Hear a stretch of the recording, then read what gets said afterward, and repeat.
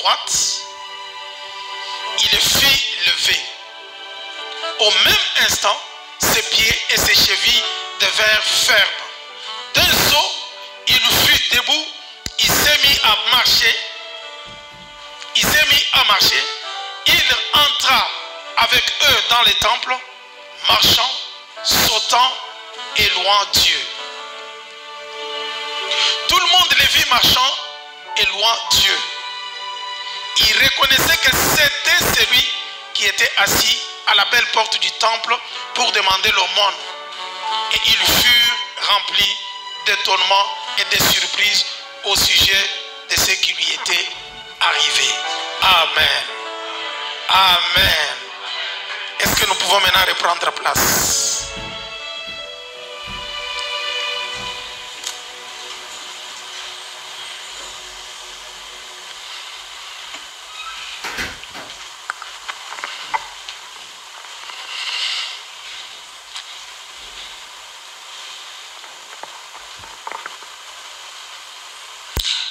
Bien-aimés, avant de commencer l'enseignement d'aujourd'hui, j'aimerais encore que vous puissiez transmettre mes salutations à celui qui est à côté de vous.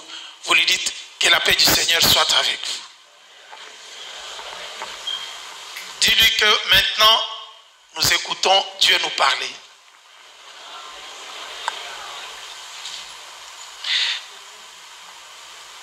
La prédication de ce matin, je l'ai intitulée de cette façon: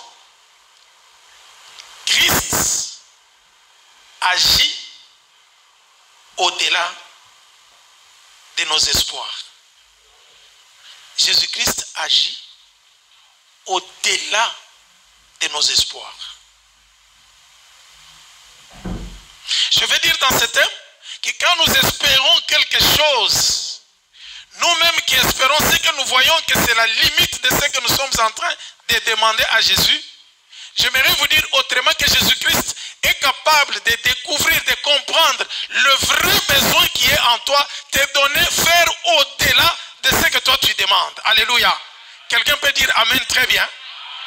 Jésus-Christ est capable de te donner au-delà de ce que toi tu demandes. Autrement, je veux vous dire que Jésus-Christ connaît les vrais besoins quand toi-même tu ne sais pas les besoins qu'il faut pour toi. S'il faut que je les change autrement, je dirais que Jésus-Christ est celui qui connaît les vrais besoins pour toi et qui peut intervenir d'une manière efficace. C'est pour cela que tu dois faire confiance à Jésus.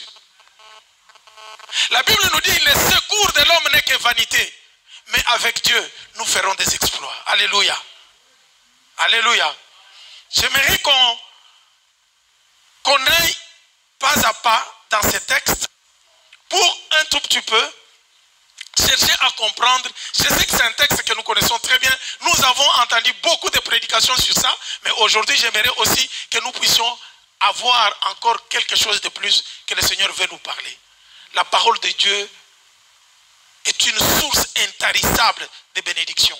Chaque jour, le Seigneur peut, avec la même parole, le Seigneur peut te bénir d'une façon ou d'une autre. C'est pourquoi il ne faut pas prendre la parole de Dieu comme si c'était quelque chose que tu viens écouter par formalité, que tu fais par formalité. Non. À chaque fois que tu viens dans la maison de Dieu, dis-toi que le Seigneur a quelque chose à me donner encore aujourd'hui. Alléluia. Alléluia. Chaque jour, quand nous arrivons devant Dieu, nous sortons toujours transformés d'une manière ou d'une autre. C'est pourquoi même si tu as déjà entendu cette parole, mais cherche à prendre ce que le Seigneur a réservé pour toi aujourd'hui. Quelqu'un peut m'aider à dire Amen très bien? Amen. Dis encore Amen très très fort. Amen. Dis un Amen qui peut me convaincre pour que je continue. Amen. Que Dieu vous bénisse. Nous sommes dans les livres des Actes des Apôtres. Les Actes des Apôtres, c'est les livres que Luc a écrits pour compléter l'évangile selon Luc. Nous connaissons très bien l'évangile selon Luc. Luc commence cet évangile, il écrit à un certain Théophile. Il dit: Son Excellence Théophile, pendant que j'ai entendu comment les autres ont écrit, ont parlé de Jésus-Christ.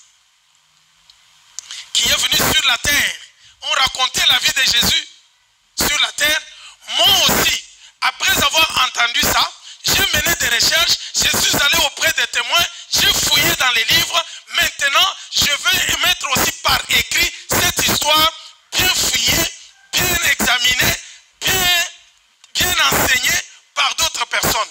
Je ne vais pas me limiter à ce que j'ai entendu, mais j'ai mené des recherches, j'ai écrit cela, son Excellence Théophile, pour que tu comprennes, pour solidifier ta foi, pour te dire que tu n'as pas cru à quelque chose de vain, mais tu as cru à une puissance qui est l'évangile de Dieu. Amen. Et il écrit à un certain Théophile. Vous verrez que dans l'évangile selon Luc, Luc a écrit d'abord, décrit la vie de Jésus-Christ, sa vie sur la terre, sa naissance, comment il a grandi, sa souffrance. Comme tous les évangiles, l'évangile de Luc se termine par la mort et la résurrection de Jésus-Christ. Et vous savez que l'évangile de la croix est un évangile que beaucoup de gens ne supportent pas. Ne supportent même les disciples eux-mêmes. Ce n'est pas facile. Pourquoi? Puisque l'évangile termine avec une tragédie qui est la mort de Jésus-Christ. Et quelle mort? Une mort honteuse. Une mort réservée aux criminels. Une mort de torture même. Puisque la croix était l'instrument de torture des Romains. Donc tout malfaiteur, tout celui qui avait fait très mal, un bandit, un brigand, un malfaiteur, il devrait être torturé. Il devrait mourir par torture. Mais laisse-moi vous dire que le Seigneur que je vous prêche ce matin, lui n'est pas mort par torture. On l'a torturé bien sûr, mais ce n'est pas ces tortures qui l'ont tué, puisque personne n'avait le pouvoir de tuer mon Seigneur. Il a dit, j'ai le pouvoir de donner ma vie. Et c'est pourquoi quand il meurt, il dit, Père, j'ai remis mon esprit entre tes saintes mains. Alléluia. Et vous connaissez l'attitude des disciples hein, dans les évangiles. Tout le monde avait peur. Tout le monde a vu comment Christ a souffert. Tout le monde était dans la peur la plus totale de ce que Christ a subi.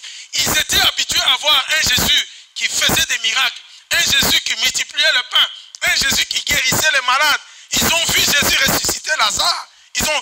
Mais ils n'avaient pas encore vu un Jésus qu'on a commencé à tabasser, cracher sur lui. On lui a fait porter la couronne d'épines.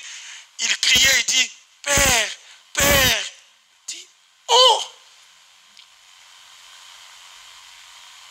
Et vous vous rappelez que Pierre lui-même, quand les autres avaient fui, Pierre était en train de suivre petit à petit pour voir comment les choses allaient se passer.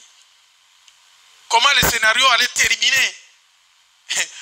Il se posait des questions. Est-ce que c'est le maître, le tout-puissant maître que je voyais là? C'est lui qu'on est en train de faire souffrir comme ça. On le fouette. On lui prend la croix, il prend la croix, ça pèse, il tombe même. On vient demander à un certain Joseph d'Arimathée, on lui dit, tu prends. C'est lui Joseph d'Arimathée, c'est ça? Simon de Cyrène. On lui dit, prends, allez, aide-le à prendre la croix. Imaginez-vous, le Jésus qui a guéri les malades, qui a ressuscité Lazare, 4 jours dans le tombeau, qui s'est décomposé. C'est le même Jésus qu'on a commencé à tabasser. Les disciples ont dit, c'est fini, on n'a plus d'espoir. Alors que le prophète avait écrit que Jésus souffrira. Il va mourir, mais il ne va pas se limiter à la mort. Le 3e jour, il va ressusciter. Ils ont oublié, Jésus lui-même a dit à ses disciples. Mais quand c'est arrivé, les disciples ne croyaient pas. Ils avaient peur. La façon qu'ils ont vu Jésus souffrir, la torture qu'on a infligée à Jésus, tous ils sont restés dans la peur la plus totale. C'est pourquoi même quand Marie, le 3e jour, va dire aux disciples, j'ai vu le maître, il est ressuscité. Vous verrez les disciples, ils n'acceptent pas. Les yeux étaient fixés sur la mort tragique de Jésus-Christ. Mais ils oublient qu'après la mort, il y avait la résurrection. Et c'est pourquoi vous verrez qu'en ressuscitant, Jésus est en train d'aller à la rencontre de ses disciples, en train de leur dire, je suis maintenant vivant. Thomas n'était pas là, on lui dit, le maître est vivant. Nous l'avons vu, il est venu au milieu de nous, il dit, quoi? Moi je n'accepterai pas. Pour croire, je dois mettre mes doigts. Jusqu'au moment où Jésus lui est apparu. Vous comprenez que ça n'a pas été facile. Puisque les événements qui se sont déroulés dans l'évangile ne pouvaient plus permettre aux disciples de rester focalisés, de garder la foi. Ils avaient peur. C'est pourquoi tous ils avaient fui. C'est comme ça qu'ils étaient allés s'enfermer. Ils ont dit, si on a fait ça à Jésus, mais nous, qu'est-ce qu'on fera de nous? Ils étaient dans la peur. Et c'est pourquoi pendant les 40 jours après la résurrection, Jésus allait à la rencontre de ses disciples pour les encourager, pour leur dire, je suis vivant. Pourquoi vous avez peur? Rappelez-vous des disciples d'Emmaüs. Vous connaissez l'histoire, non? Ils ont quitté Jérusalem, ils rentraient dans leur village. Vous savez que même les pierres ici, quand nous lisons l'évangile selon Jean, après ils avaient désespéré. Ils sont rentrés, Pierre a dit, bon, je suis déçu, je rentre et refaire la pêche. Et c'est comme ça que Jésus allait à la rencontre de tout le monde, de ses disciples, hein? Seulement les disciples, pour leur dire, je suis vivant. Je suis vivant. Ils avaient tous peur. Alors, comme les évangiles terminent avec l'événement malheureux de la croix et la résurrection de Jésus, rappelez-vous dans tous les évangiles, Jésus dit à ses disciples, voici je suis vivant, et il va leur donner la mission. Il dit, allez maintenant annoncer l'évangile, faites de toutes les nations des disciples, baptisez-les au nom du Père, du Fils et du Saint-Esprit, enseignez-leur à observer tout ce que je vous ai prescrit. Je suis avec vous. Il les envoie et il les rassure que moi Jésus, je suis avec vous. Amen. Pour leur donner l'assurance, afin qu'ils puissent partir. Parce qu'ils avaient peur. Et c'est pourquoi quand Luc entreprend maintenant les actes des apôtres, il vient compléter l'évangile, selon Luc, qui terminait par les événements de la croix et la promesse d'envoyer les disciples. C'est pourquoi quand il vient dans les actes des apôtres, il reprend maintenant l'histoire à partir de la résurrection de Jésus. Christ ressuscité, il appelle maintenant les disciples.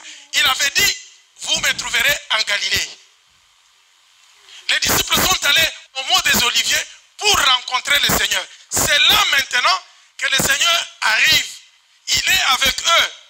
Et pour vous montrer qu'ils étaient dans la peur, si vous lisez le premier livre d'actes, le premier chapitre d'Actes des apôtres, vous verrez que quand Jésus est en train de parler à ses disciples, les disciples lui posent la question, Seigneur, mais quand est-ce que tu vas restaurer le royaume d'Israël? Quand est-ce que tu vas restaurer le royaume d'Israël? Quand est-ce que tu vas nous libérer de ces bourreaux, de l'esclavage des Romains? Pour eux, Jésus-Christ était le roi de David qui venait les délivrer du pouvoir politique. Mais Jésus n'était pas venu pour le pouvoir politique. Il était venu pour plus que ça. Alléluia. Pour la vie éternelle. Non, c'est limité au pouvoir politique. Et eux, ils regardaient et disent, mais jusqu'à présent, nous sommes sous l'oppression des Romains. Quand est-ce que tu vas restaurer le royaume d'Israël? Quand est-ce que tu vas restaurer? Jésus leur répond en Actes chapitre 1er. Il dit, ça, ce n'est pas votre problème. Quand est-ce que tu reviendras, Seigneur? Dis-nous. Tu vas restaurer le royaume d'Israël. Il dit, ça, ce n'est pas votre problème. Personne ne connaît ces jours. Même les anges ne connaissent pas. C'est mon Père seul. Vous, je vais vous dire, ne quittez pas Jérusalem. Restez à Jérusalem. Vous recevrez de la puissance quand le Saint-Esprit viendra. C'est alors que vous serez capable de me témoigner. C'est alors que vous serez de vrais témoins. Vous avez vu que je suis ressuscité. Je suis là. Vous êtes des témoins. Maintenant, vous devez aller annoncer que Christ est ressuscité. Mais je sais que vous avez peur. Pour que vous puissiez annoncer, attendez, il faut que le consolateur vienne. Quand le Saint-Esprit viendra, il va vous donner maintenant la puissance. Vous serez animés de courage que vous n'avez jamais eu. Vous ne serez plus dans la peur. Vous deviendrez maintenant des hommes extraordinaires. Vous serez capables maintenant de témoigner. Alléluia. Alléluia. C'est ce que Luc entreprend de démontrer. Avec les actes des apôtres, Luc veut montrer maintenant que l'œuvre que Christ devrait faire sur la terre est confié maintenant aux disciples. Mais il ne les confie pas seulement comme ça, mais il leur donne l'équipement possible, le Saint-Esprit. Lui-même, Christ, reste en train d'agir dans l'Église par le Saint-Esprit. C'est comme ça qu'il leur a dit, je suis avec vous. Bien qu'en étant maintenant assis à la droite du Père, en esprit, je suis avec vous, je vous accompagne. Alléluia. Et c'est comme ça que Actes chapitre 1er, il reçoit ses promesses. Il dit, ne quittez pas Jérusalem. Je sais que vous allez trembler. Ces difficultés que vous allez rencontrer ne vont pas vous permettre de témoigner l'évangile convenablement. Vous allez fuir. Vous aurez peur. Puisque vous aurez des défis et des oppositions devant lesquels vous n'allez pas tenir. Il serait mieux que vous soyez équipés. C'est pourquoi quand nous arrivons au chapitre 2, c'est le Saint-Esprit qui arrive. Quand le Saint-Esprit arrive, regardez ce qui se passe. Le même Pierre qui avait nié Jésus devant la femme, dit, cet homme était avec Jésus. Pierre regarde la femme et dit, femme, tu me veux des problèmes ou quoi? Laisse-moi tranquille. Donc il avait peur qu'on va le faire souffrir comme on fait souffrir Jésus. Qu'on va le tuer par les grands prêtres et les autres qui accusaient Jésus. Le même Pierre qui avait renié Jésus 3 fois, c'est le même Pierre qui s'élève à Jérusalem, devant tout le monde, le jour de la Pentecôte. Il prend la parole devant tous. Il leur dit, Jésus-Christ que vous avez crucifié, que vous avez tué, Dieu a fait de lui le Seigneur. C'est lui qui nous a donné le Saint-Esprit. Repentez-vous, changez le comportement, croyez en ce Jésus que vous avez rejeté et vous serez sauvés. Car la promesse est pour vous et pour toute la descendance. Alléluia. 3000 personnes croient en Jésus ce même jour. Pierre, toi qui avais peur, et maintenant tu es capable de parler, 3000 personnes viennent au Seigneur le même jour. Mais il avait fallu que le Saint-Esprit arrive. Alléluia. Quand le Saint-Esprit arrive, il leur donne maintenant le pouvoir et la puissance d'aller maintenant témoigner Christ, d'être de vrais témoins. Eux-mêmes ont rencontré celui qui est ressuscité et glorifié maintenant. Il avait fallu que Christ soit glorifié, soit ressuscité d'entre les morts, qu'il soit glorifié pour que les disciples puissent maintenant témoigner un Jésus glorifié et non un Jésus mort. Alléluia. Nous prions un Jésus qui n'est pas mort. Ton Jésus est vivant. Il est présent. Il est assis à la droite du Père dans le lieu céleste. Il intercède pour toi.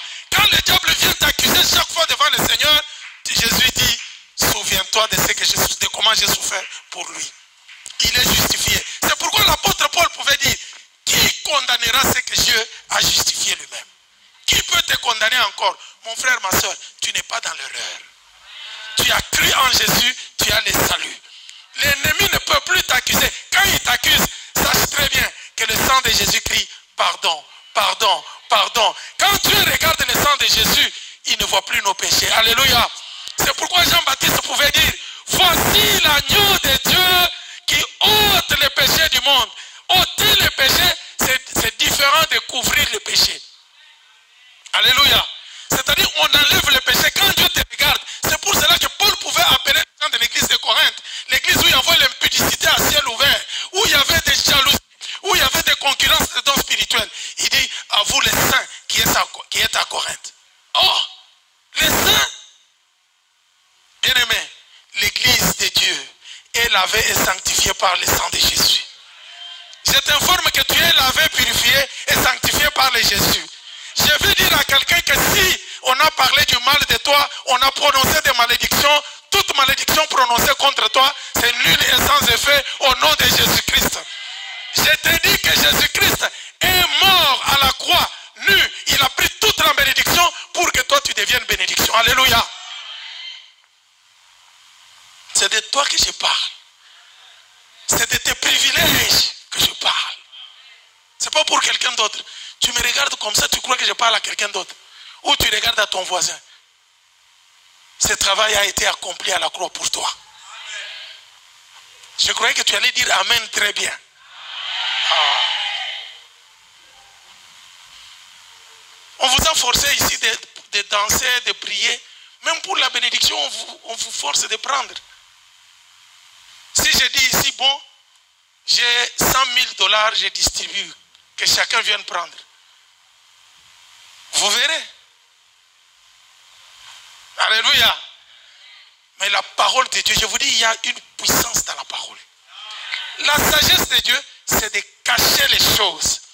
Tout ce que vous voyez là, les voitures, l'argent, les maisons, sont cachés dans la parole. On prononce la parole, c'est dans la parole que tout y est. Quand on parle de la bénédiction, c'est tout simplement, c'est bien parler de quelqu'un, dire du bien. C'est ça, bénédiction, dire du bien. Et dans cela, dans la parole, c'est maintenant toutes sortes de bénédictions que vous voyez, des richesses, sont cachées à l'intérieur de la parole. Et c'est comme ça que Dieu agit. Si vous comprenez ces choses, la sagesse de Dieu, vous allez arracher beaucoup de bénédictions. Vous savez que quand vous transportez, j'ouvre une parenthèse, quand vous transportez une graine d'orange dans ta poche, ça ne pèse pas, ça ne représente rien, n'est-ce pas? Mais tu as tout un arbre, tu as des fruits à l'intérieur, tu as des racines, tu as des troncs. Les gros arbres que tu vois là, sont cachés, tout est caché dans la petite graine. C'est comme ça que Dieu cache la richesse dans la parole. Est-ce que tu peux dire maintenant Amen très bien? Que le Seigneur te bénisse. C'est ça la sagesse de Dieu. C'est pourquoi pour la parole, il faut tout simplement croire, accepter, confesser et ça va se réaliser.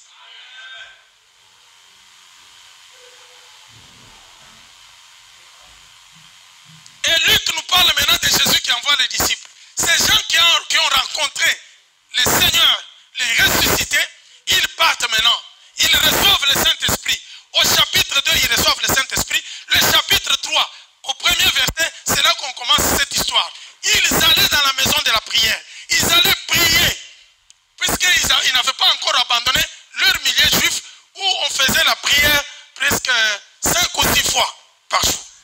À 6 heures, à 9 heures, à midi, à 15 heures, à 18 heures. Ils devraient prier 5 fois. Maintenant, on nous raconte que c'était la 9e heure. 9e heure, si vous prenez à partir de 6 heures du matin, puisque dans le judaïsme, le jour commence à 6 heures. Vous allez de 6 heures à 6 heures. Quand vous arrivez à 18 heures, le jour termine. Quand vous commencez l'autre 18 heures, vous allez la nuit, le jour commence. Et c'est toujours comme ça. Quand on parle de 9e heure,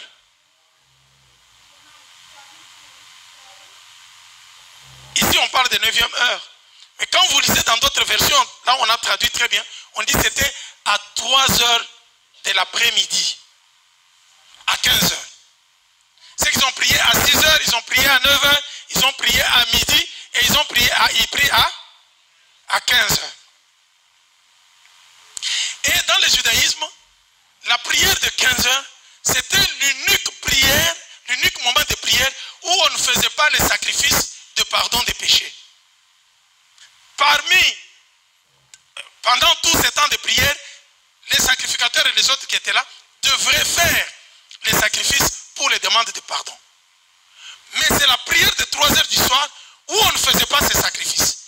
C'était une prière rapide où les gens venaient rapidement, ils louaient le Seigneur, ils adoraient le Seigneur et puis ils rentraient chez eux. Ce n'était pas une longue prière. C'est pendant ce temps qu'on nous explique qu'il y avait quelqu'un qui était paralytique de naissance, boiteux de naissance. Ça veut dire que depuis qu'il était né, lui n'avait jamais marché. Et il a grandi dans cette situation où on les transporte et on vient les déposer. On les dépose où? Ils ne choisissent pas n'importe où. Hein. Ils choisissent très bien un endroit là où ils savaient qu'il y est Jésus. Devant la femme. Cet homme était avec Jésus. Pierre regarde la femme et dit, femme, tu me veux des problèmes ou quoi? Laisse-moi tranquille.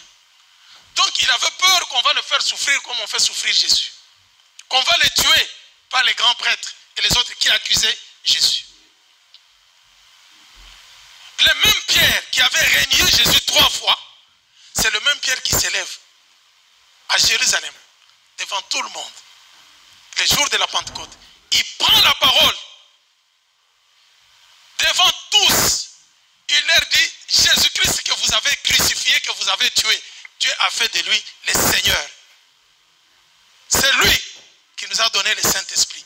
Repentez-vous, changez le comportement, croyez en ce Jésus que vous avez rejeté et vous serez sauvés. Car la promesse est pour vous et pour toute la descendance. Alléluia. 3000 personnes croient en Jésus ce même jour. Pierre,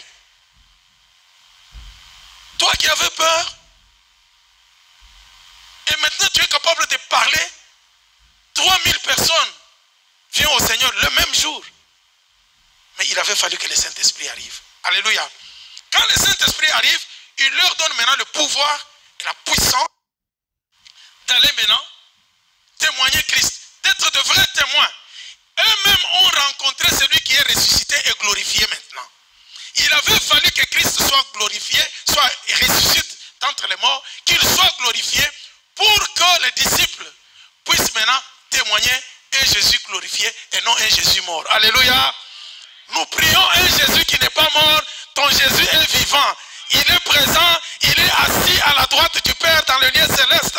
Il intercède pour toi. Quand le diable vient t'accuser chaque fois devant le Seigneur, Jésus dit, souviens-toi de comment j'ai souffert pour lui. Il est justifié. C'est pourquoi l'apôtre Paul pouvait dire, qui condamnera ce que Dieu a justifié lui-même? Qui peut te condamner encore? Mon frère, ma soeur, tu n'es pas dans l'erreur. Tu as cru en Jésus, tu as le salut. L'ennemi ne peut plus t'accuser. Quand il t'accuse, sache très bien que le sang de Jésus crie pardon, pardon, pardon. Quand Dieu regarde le sang de Jésus, il ne voit plus nos péchés. Alléluia. C'est pourquoi Jean-Baptiste pouvait dire, voici l'agneau de Dieu qui ôte les péchés du monde. Ôter les péchés, c'est différent de couvrir le péché. Alléluia. C'est-à-dire, on enlève le péché. Quand Dieu te regarde, c'est pour cela que Paul pouvait appeler les gens de l'église de Corinthe, l'église où il y avait l'impudicité à ciel ouvert, où il y avait des jalousies, où il y avait des concurrences de dons spirituels. Il dit, à vous les saints qui êtes à Corinthe. Oh, les saints, bien aimés, l'église de Dieu est lavée et sanctifiée par le sang de Jésus. Je t'informe que tu es lavé, purifié et sanctifié par le Jésus. Je veux dire à quelqu'un que si on a parlé du mal de toi, on a prononcé des malédictions, toute malédiction prononcée contre toi, c'est nul et sans effet au nom de Jésus-Christ. Je te dis que Jésus-Christ est mort à la croix, nu. Il a pris toute la bénédiction pour que toi tu deviennes bénédiction. Alléluia. C'est de toi que je parle. C'est de tes privilèges que je parle. Ce n'est pas pour quelqu'un d'autre. Tu me regardes comme ça, tu crois que je parle à quelqu'un d'autre. Ou tu regardes à ton voisin. Ce travail a été accompli à la croix pour toi. Je croyais que tu allais dire Amen très bien. Ah. On vous a forcé ici de danser, de prier. Même pour la bénédiction, on vous force de prendre. Si je dis ici, bon, j'ai 100 000 $, je distribue, que chacun vienne prendre. Vous verrez. Alléluia. Mais la parole de Dieu, je vous dis, il y a une puissance dans la parole. La sagesse de Dieu, c'est de cacher les choses. Tout ce que vous voyez là, les voitures, l'argent, les maisons, sont cachés dans la parole. On prononce la parole, c'est dans la parole que tout y est. Quand on parle de la bénédiction, c'est tout simplement, c'est bien parler de quelqu'un, dire du bien. C'est ça, bénédiction, dire du bien. Et dans cela, dans la parole, c'est maintenant toutes sortes de bénédictions que vous voyez, des richesses, sont cachées à l'intérieur de la parole. Et c'est comme ça que Dieu agit. Si vous comprenez ces choses, la sagesse de Dieu, vous allez arracher beaucoup de bénédictions. Vous savez que quand vous transportez, j'ouvre une parenthèse, quand vous transportez une graine d'orange dans ta poche, ça ne pèse pas, ça ne représente rien, n'est-ce pas? Mais tu as tout un arbre, tu as des fruits à l'intérieur, tu as des racines, tu as des troncs. Les gros arbres que tu vois là, sont cachés, tout est caché dans la petite graine. C'est comme ça que Dieu cache la richesse dans la parole. Est-ce que tu peux dire maintenant Amen très bien? Que le Seigneur te bénisse. C'est ça la sagesse de Dieu. C'est pourquoi pour la parole, il faut tout simplement croire, accepter, confesser et ça va se réaliser.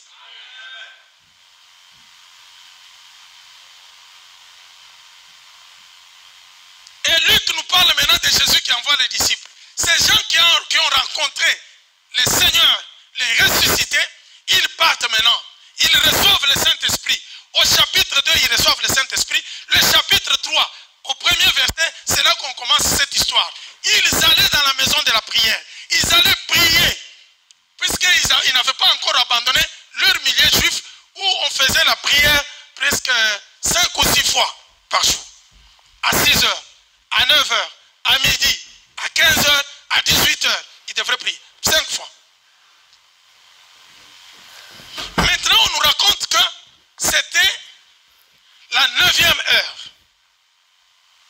9e heure, si vous prenez à partir de 6 heures du matin, puisque dans le judaïsme, le jour commence à 6 heures. Vous allez de 6 heures à 6 heures.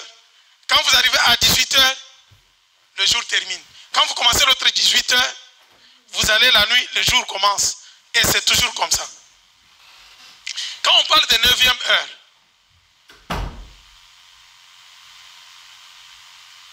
ici on parle de 9e heure. Mais quand vous lisez dans d'autres versions, là on a traduit très bien, on dit que c'était à 3 heures de l'après-midi, à 15 heures. C'est qu'ils ont prié à 6 heures, ils ont prié à 9 heures, ils ont prié à midi et ils prient à 15 heures. Et dans le judaïsme, la prière de 15 heures, c'était l'unique prière, l'unique moment de prière où on ne faisait pas le sacrifice de pardon des péchés. Pendant tous ces temps de prière, les sacrificateurs et les autres qui étaient là devraient faire les sacrifices pour les demandes de pardon. Mais c'est la prière de 3 heures du soir où on ne faisait pas ces sacrifices. C'était une prière rapide où les gens venaient rapidement, ils louaient le Seigneur, ils adoraient le Seigneur et puis ils rentraient chez eux. Ce n'était pas une longue prière. C'est pendant ce temps qu'on nous explique qu'il y avait quelqu'un qui était paralytique de naissance, boiteux de naissance. Ça veut dire que depuis qu'il était né, lui n'avait jamais marché. Et il a grandi dans cette situation où on les transporte et on vient les déposer. On les dépose où? Ils ne choisissent pas n'importe où. Hein. Ils choisissent très bien un endroit là où ils savaient qu'ils trouveraient la compassion auprès des gens pour qu'ils puissent lui donner de l'argent. Alléluia. Alléluia. On vient les transporter, on les dépose là. Physiquement parlant, il avait l'handicap. N'est-ce pas? Il ne pouvait pas marcher. Psychologiquement parlant, non seulement ça, il était dépendant. Non seulement qu'il était boiteux, mais il dépendait, sa vie dépendait des gens qui pouvaient le transporter et des gens qui pouvaient lui donner quelque chose. Si on ne lui donne pas, puisqu'il n'était pas obligé, chacun n'était pas obligé de lui donner, n'est-ce pas? Il y avait ceux qui pouvaient lui donner, il y avait ceux qui ne pouvaient pas lui donner. Donc sa vie dépendait des décisions de celui qui devrait passer. Soit il lui donne, soit il ne lui donne pas. Quel esclavage. Donc c'est quelqu'un d'autre qui doit décider si tu peux manger ou pas. C'est quelqu'un d'autre qui doit décider si tu peux te déplacer ou pas. Mais il était là. Et ce qui est encore grave, les gens pouvaient entrer au temple. Mais lui ne pouvait pas entrer au temple. Il demandait l'argent auprès de ceux qui venaient prier. Lui, son problème, c'était l'argent. Non seulement ça, mais il y avait des lois qui étaient établies, les lois religieuses, puisque celui qui est boiteux ne pouvait pas entrer au temple, puisqu'il avait l'handicap. Vous comprenez que c'est quelqu'un qui était exclu dans la société, n'est-ce pas? Marginalisé. Il ne pouvait pas faire une activité qu'il veut. Il ne pouvait rien gagner de lui-même. Mais il devrait dépendre des gens.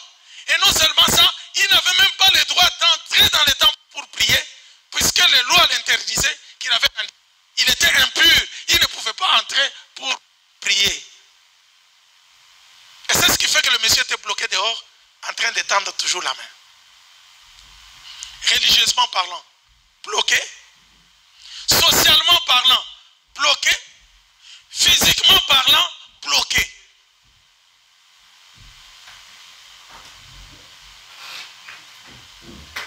On lui avait toujours donné de l'argent par les gens. Quand il venait, il tendait la main, on lui donnait de l'argent. Il tendait la main, on lui donnait de l'argent. Et le soir, on vient les récupérer, on les ramène. C'est là que je pense que ces gens qui les transportaient, ça c'est moi qui l'ai dit, hein, c'est pas écrit comme ça.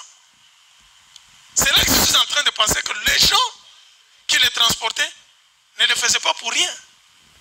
Ils pouvaient t'arriver. Qui est cet homme qui doit être là? Il vient, il te transporte le matin, il te dépose. Le soir, il vient te prendre, il te remet sans que vous partagiez ce que vous gagnez. Donc moi, je fais le travail comme... Ici à Kinshasa, quel est le travail qu'on peut faire gratuitement? Même quelqu'un qui t'a montré le parking, tu dois lui donner de l'argent. Il y en a d'autres qui veulent demander de l'argent, même s'ils n'ont rien fait. Je peux ouvrir une parenthèse? En arrivant, je suis descendu à l'aéroport. En Gilles. Parce que c'est quand tu arrives ici que tu vois maintenant un autre monde, quoi. Dès que je sors avec mes bagages, je vois les jeunes gens qui viennent.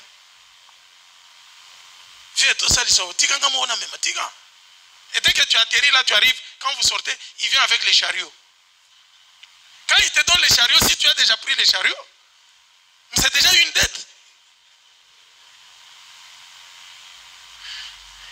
Il te donne les chariots, il te demande de prendre tes bagages. Mais ce n'est pas pour rien. Mais lui encore, je peux comprendre, puisque il fait un travail. Il prend les chariots, il met tes bagages. Dès que tu sors avec, il prend les bagages, il va te raccompagner jusque là où il y a la voiture. Il dégage, il prend les bagages, il met dans la voiture. Là, c'est tout à fait normal que tu lui donnes de l'argent. Mais il y en a d'autres, quand ils voient déjà qu'il est venu avec les bagages, j'étais déjà dehors. J'attendais le véhicule. Quand le véhicule est venu, le même garçon est venu, il prend les bagages, il met là-bas. Tout autour de lui, 3 personnes. Je fais sortir quelque chose, je lui donne. Viens bon mon gars, au Tikinga. L'autre sort ici. Mon pao, à Tabiso. Au boss, on a vu ce raboy. Mais qu'est-ce qui se passe? Mais au go Tikinga boité.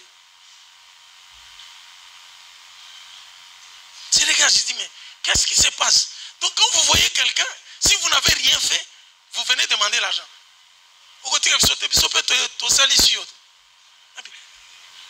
En quoi vous m'avez aidé? En quoi? C'est au Salinine. Au Tekini pour Zombo. Vous comprenez? Les gens aiment l'argent même s'il n'a pas travaillé. Mais imaginez-vous ces gens-là qui chaque jour, ils te prennent. Depuis la naissance, quand il a grandi, il a pris conscience, il a commencé à mentir. Il doit venir le déposer le matin. Mais je pense, pour moi, je pense qu'ils avaient déjà formé leur société. Société de transport. Ils savaient que quand ils allaient le déposer, tout ce qu'ils devraient avoir, à la fin de la journée, pour le remettre là où il était, ou bien à la maison, ils vont dire, bon, avant Totiko Kuna, comme va recevoir Bassala, n'est-ce pas? Ils font ça, n'est-ce pas? Ils disent, bon, nous voulons arriver déjà. Ça, vous comprenez facilement, n'est-ce pas? Donnez de l'argent avant qu'on arrive à la destination. Mais même avant d'entrer dans le bus, ici, vous commencez par payer, n'est-ce pas? Mais imaginez-vous ces types qui étaient dépendants d'eux, ils reçoivent l'argent. Ces gens qui les transportent, ils devraient les laisser aller bouffer l'argent seuls. Et ils viennent gratuitement, ils les prennent encore, ils vont les déposer. Chaque jour, le soir, ils reviennent les prendre. C'est là où je pense que c'était déjà leur société, leur gagne-pain. Ils savaient que quand il va recevoir l'argent, il donne, on se partage, comme ça demain on vient encore. C'était déjà toute une société. Alléluia. Mais cet homme avait toujours demandé de l'argent. Plusieurs années. Il avait toujours demandé l'argent. Mais sa souffrance n'avait pas terminé. Mais il allait toujours de souffrance en souffrance. Il prend l'argent. Qu'est-ce qu'il voyait? Lui voyait que pour sa vie, il devrait dépendre seulement de ces gens. Demander de l'argent, on lui donne, il va manger. Demain, il revient encore, il demande encore, on lui donne, il va manger. Le lendemain, il revient. Et c'était ça son job. Un jour, ces gens qui ont rencontré les ressuscités arrivent pour prier. Ils arrivent au moment de la prière de 3 heures du soir. La prière pendant laquelle on ne fait pas des sacrifices de pardon de péché. Ils arrivent, le monsieur les regarde. Il dit, c'est comme j'ai toujours demandé à tout le monde. Alléluia. C'est pourquoi je vous dis, ne venez pas dans la maison de Dieu comme si vous venez par habitude. Sachez très bien qu'il y a toujours un jour où quelque chose va se passer. Ne ratez jamais l'occasion de venir prier. Pour lui, c'était l'habitude. Il savait que les gens allaient lui donner de l'argent. Et lui demandait quoi? Qu'est-ce qu'il demandait? Qu'est-ce qu'il demandait? C'est l'argent.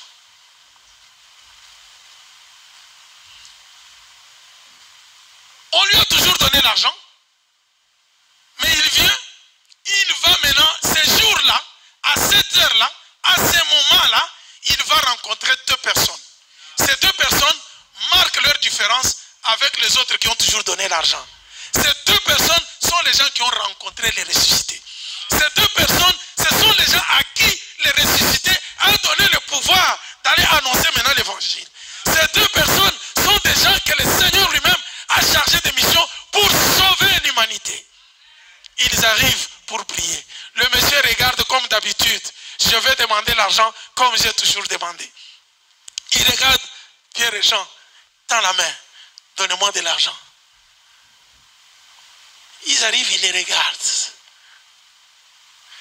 Et vous entendrez, la Bible nous dit, quand vous lisez la Bible, là, il nous dit, il leur demande, et il demande aux paralytiques ou aux boiteux de le fixer très bien.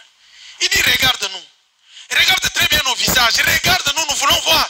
Dans notre regard, nous voulons comprendre ce qu'il y a en toi. Ce que tu cherches réellement. Je comprends que quand Pierre et Jean lui demandent de le fixer, et le monsieur, c'est pourquoi j'aime la parole de Dieu. Ce monsieur ne connaît pas Pierre et Jean. Il ne les a jamais vus. Pour la première fois, il tend la main pour demander l'argent. On commence à lui donner des conditions. Fixe-nous d'abord. Oh. Je pense que les autres venaient, quand il tend la main, il te donne l'argent, il passe, n'est-ce pas? Tu ne regardes même pas son visage. Et il commence un exercice avec lui. Regarde-nous. Fixe-nous très bien. Ce qui m'a plu avec cet homme, c'est qu'il a obéi.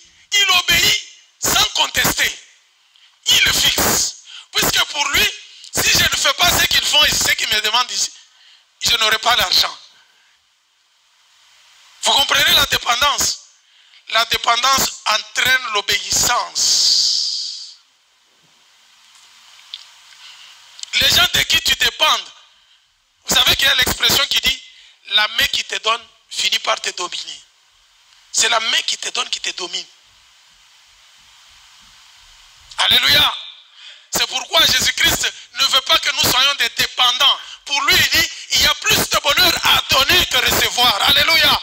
Le bonheur est caché. Plus vous donnez, plus vous êtes élevé. La main qui donne est toujours au-dessus de la main qui prend. C'est pourquoi même quand vous venez dans la maison du Seigneur, apprenez à donner. Ne dites pas que je n'ai rien. S'il faut donner, c'est au Seigneur qu'il faut donner. Dieu n'est pas pauvre, il n'a pas besoin de votre argent. Mais il veut voir votre obéissance. C'est lui qui est capable de vous rendre plus riche. Tous les minéraux qu'il a créés dans les sols, c'est pour qui? C'est pour enrichir l'homme, n'est-ce pas? Mais pourquoi vous n'obéissez pas à Dieu? Pourquoi vous désobéissez à Dieu? Donnez, vous ne donnez pas. J'ouvre encore une parenthèse. Vous savez que même si vous jeûnez pendant une semaine, à sec, vous faites 40 jours, vous chassez les démons de la pauvreté, il ne partira pas. Quelqu'un peut dire Amen très bien? Donne-moi un Amen, je te donne la révélation. Même si tu jeûnes pendant 40 jours, tu dis de la pauvreté, je te chasse au nom de Jésus, je te chasse au nom de Jésus. Lis la parole de Dieu très bien. Qu'est-ce que la Bible nous dit? Donnez et il vous sera donné. C'est quand vous donnez que vous allez recevoir. Vous ne donnez pas, vous ne recevrez pas. Quelqu'un peut acclamer le Seigneur très bien?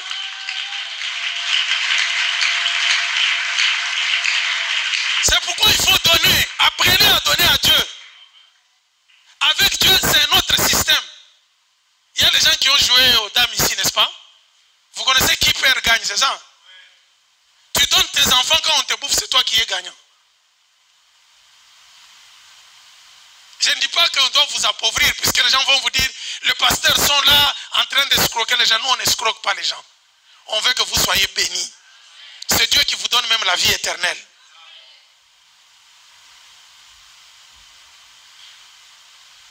Le Messie tend la main, on lui dit fixe-nous. Il le fixe, il le regarde.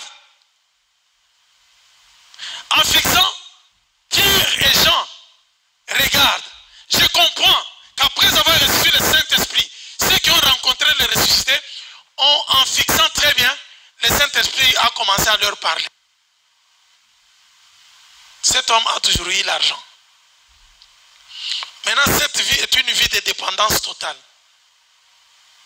Spirituellement parlant, émotionnellement parlant, psychologiquement parlant, physiquement parlant, cet homme était mort vivant. Parce qu'il ne pouvait faire aucune activité. Il est mort, mais en étant en vie. Il regarde. Et on lui a toujours donné l'argent. Mais tout l'argent qu'il a pris des années et des années, qu'est-ce qu'il en a fait? Il est toujours dans la souffrance, il vient chaque fois demander. C'est pourquoi ils ont regardé. Lui-même qui demandait, savait que son espoir, c'est toujours trouver l'argent auprès des gens et rentrer manger, demain revenir encore. C'était ça son espoir, n'est-ce pas? Mais quand ils arrivent, ces gens qui avaient rencontré le ressuscité le regardent. J'aime bien quand le Saint-Esprit entre en action. Les choses changent. Vous quittez la dimension naturelle, vous entrez dans la dimension surnaturelle. Quand le Saint-Esprit prend les choses en main, je vous dis c'est merveilleux.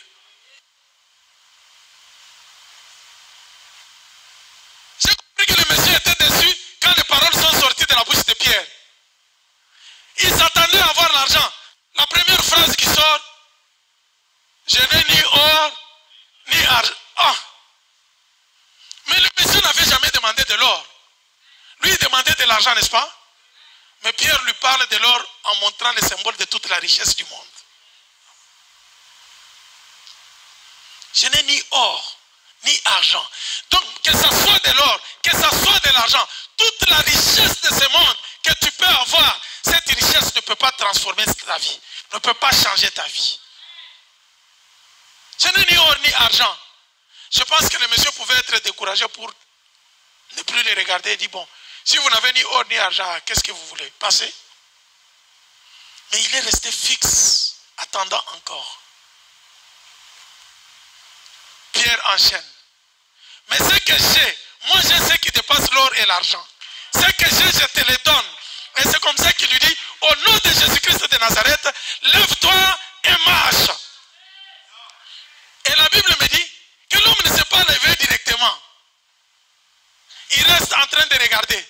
C'est Pierre qui s'approche auprès de lui. Il vient, il le tient par la main. Il élève, il dit, lève-toi et marche. Et la Bible dit, le monsieur se lève. D'un bond, j'aime la progression qui arrive dans ce lieu. Le monsieur se lève. Quelqu'un qui n'a jamais connu comment on marche. Le premier mouvement, c'est d'essayer. Quelle foi il obéit. Lève-toi et marche. Le monsieur s'élève. En s'élevant, il se met debout. Il ne reste pas sur place. Il commence à marcher. Maintenant, ce monsieur qui était dehors, qui ne pouvait pas entrer, les autres entraient, lui attendaient de l'argent. Il commence à suivre ces messieurs. C'est lui qui ne pouvait pas entrer au temple par la parole, par la communication de Jésus-Christ. Il marche, il entre maintenant au temple. Non seulement qu'il entre au temple en train de marcher, la Bible nous dit, il commence à sauter et à louer Dieu. Alléluia. Quelqu'un qui est boiteux de naissance, qui lui a appris qu'il faut louer Dieu, il a rencontré les ressuscités et sa vie a changé directement. Il a rencontré celui qui a vaincu la mort et la mort qui était dans sa vie a fui. Puisque cet homme était physiquement, spirituellement, émotionnellement mort. Et quand il rencontre les ressuscités, on communique les ressuscités. Le monsieur se lève, la vie change. Il entre, il devient un adorateur. Alléluia. Nous sommes sauvés pour adorer le Seigneur. Nous étions morts dans nos péchés. Quand le Seigneur nous sauve, nous entrons dans sa maison, c'est pour l'adorer. Alléluia. Dis à ton voisin, n'aie pas honte d'adorer le Seigneur. N'aie pas honte de célébrer le Seigneur. Alléluia. C'est quand vous arrivez, vous voyez les gens louer le Seigneur, les autres regardent. Et comment lui il danse comme ça? Et comment? Oublie, c'est Dieu qui t'a donné la vie. Le Seigneur t'a sauvé. David, le roi David avait compris ces choses. Quand l'arche de l'Alliance est arrivée, David a oublié qu'il était roi. Il a dansé. Sa femme Michal le regarde comme ça. Il dit, mais toi, tout un roi, tu danses comme ça. David dit, tu sais d'où je viens. Moi, je connais devant qui je danse. Je me rappelle que j'étais derrière le troupeau de mon père. J'avais l'odeur de porc. J'avais l'odeur de brebis. Mais c'est ce Dieu-là qui m'a pris, qui m'a établi comme roi, à la place de ton père. Pourquoi je ne peux pas danser au-devant de lui? Bien-aimés, devenez des adorateurs dans la maison de Dieu. Quand vous entrez ici, ne soyez pas distraits.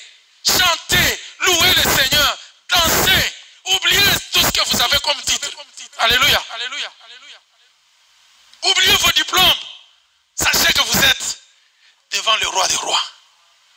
Le monsieur devient adorateur. Il saute. Il loue le Seigneur. Sa vie est transformée. Quand on rencontre les ressuscités, c'est pour transmettre aussi la vie aux autres. Puisque les ressuscités a donné la vie à ces gens, il leur a confié la mission d'aller maintenant faire des autres des disciples, d'aller témoigner, d'être des témoins vrais. Ils disent, nous avons vu Jésus-Christ ressuscité d'entre les morts. Et ceux qui sont morts, tout ce qui pouvait créer le blocage, tout ce qui pouvait créer la mort, au nom de Jésus-Christ de Nazareth, je te dis aujourd'hui, lève-toi et marche. Quelle est la situation qui te bloque? Commence à examiner ta vie. Regarde, qu'est-ce qui t'a bloqué depuis longtemps? Qu'est-ce qui crée le blocage pour que tu ne puisses pas marcher? Il y a des gens qui sont paralysés, même dans leur commerce. Il y a des gens qui sont paralysés, même dans leur mariage. Il y a des gens qui sont paralysés. Il y a d'autres qui perdent même l'espoir. Mais je te dis que la parole de Dieu arrive aujourd'hui pour changer ta situation. Si tu étais bloqué dans le séjour des morts, je déclare, lève-toi, marche. Si tu avais perdu tes enfants, je te dis, lève-toi et marche. Si tu as été bloqué par l'ennemi, que les chaînes tombent, je te dis aujourd'hui, lève-toi et marche. Deviens adorateur du Seigneur.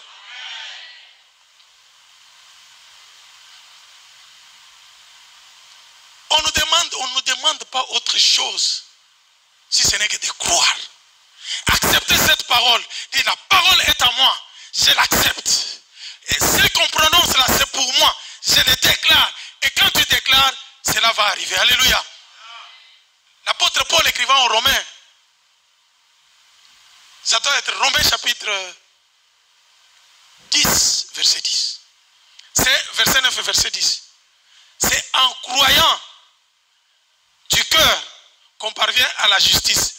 Mais c'est en confessant de la bouche qu'on parvient au salut. J'aimerais aujourd'hui que tu déclares que tout ce qui pouvait te bloquer tombe. je pense que la société de transport, ce qui limitait cet homme, cette société, est tombée en faillite. Ces gens-là ne pouvaient plus venir, ils ne pouvaient plus dépendre d'eux. C'est pour cela que je déclare aujourd'hui que tous ceux qui t'ont retenu dans les blocages tombent en faillite au nom de Jésus. Que le Seigneur t'élève aujourd'hui, que tu commences la marche aujourd'hui. Au nom de Jésus, je déclare, lève-toi et marche. Lève-toi et marche. Lève-toi et marche au nom de Jésus-Christ. Qu'est-ce qui t'a bloqué depuis longtemps? Quelle est la situation qui t'a terrorisé depuis longtemps? Je le déclare aujourd'hui, au nom de Jésus-Christ. Cette histoire-là tombe en faillite, au nom de Jésus. Cette histoire-là tombe en faillite. Cette société secrète qui a fait des réunions et des réunions dans le monde des ténèbres, qui ont dit, cette société qui a dit que c'est fini avec sa vie, nous allons détruire son mariage. Cette société, je déclare qu'elle tombe en faillite au nom de Jésus-Christ. Que tous les ennemis qui étaient dans des réunions, là où on a cité ton nom, je déclare qu'ils tombent devant toi au nom de Jésus. Puisque la parole déclare que si l'on forme un complot contre toi, cela ne viendra pas de moi. Les complots qui se forment dans le monde des ténèbres ne viennent pas de notre Dieu. C'est pourquoi je déclare que toute arme forgée contre toi devient nulle et sans effet au nom de Jésus. Prospère à tous égards. Prospère l'état de ton âme. Je déclare que tout ce qui t'est bloqué dans le séjour des morts, que cela tombe au nom de Jésus-Christ. C'est pour cela que je déclare aujourd'hui, lève-toi et marche. Commence à marcher. Lève-toi, lève-toi. Lève-toi là où tu es. Commence à marcher. Déclare, parle. Dis au Seigneur que je ne peux plus rester dans cette situation. C'est fini aujourd'hui. La parole de Dieu arrive pour délivrer, pour guérir, pour changer la situation. Non, n'accepte plus cette situation. Au nom de Jésus, prie mon frère, déclare cela.